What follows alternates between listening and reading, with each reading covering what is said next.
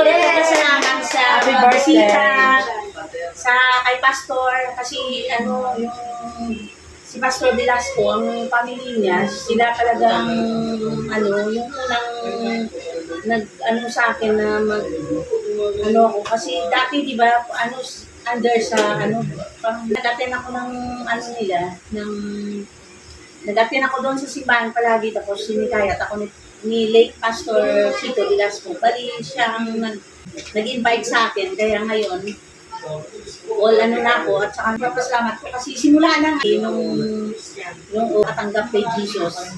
Kaya ang buhay ko naman talaga, totoo, ang tinanggap ko si Jesus. Kasi dati, ano eh, nung hindi pa ako kay Jesus Christ, hindi ko pa tinanggap si Jesus Christ, ang buhay namin, sobrang pa rin, kulang pa rin yung kinikita namin. Pero ngayon kami, may faith kami talaga kami. At saka, ako ang number one na hikayat sa mga anak ko, sa mga asawa ko. Kasi si ano, Tani, hindi talaga yun. Alam ko naman na, ano eh, Catholic talaga yun, may Roman Catholic, sabi niya. Minsan parang, ano siya, parang tinatamad. Pero, still, inaano ko siya na sumama sa akin sa pagsisimba kasi sabi ko sa kanya, kahit na mahirap, kailangan magsimba tayo, makakilala tayo kay Jesus kasi ang buhay natin, may lang. Pagdating ng panahon, masisave tayo kasi ako naniniwala talaga sa Bible na nakalagay doon sa verse na John 3:16. Para Christ tayo masisave. Kaya yun talaga ang ano ko at saka na-amaze ako sa mga Christian. Malaki ang pagbabago sa buhay ko. Sa mga anak ko, salamat din kasi si Lord talaga marunong.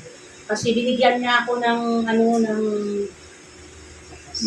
matatalinong mga anak kahit na hirap ang buhay namin nakapag-aral sila na wala akong gasto kahit 5 duling sa mga anak ko sa pagka-college nila kasi sila lahat ang gumagastos sa sarili nila at kami ni Tani, si Tani, ano lang naman ang trabaho niya, simple, ano lang kasi lang yung construction lang ang trabaho niya. Kaya laking papasalamat ko din pala na parang sobra pa nga ang naranasan namin ngayon. Parang sobra pa na papasalamat ko kasi sa mga anak ko na at ako kay Lord, pinupurihan ko siya at binabalik ko sa kanya ang pagpupuri at pagpasalamat. Amen.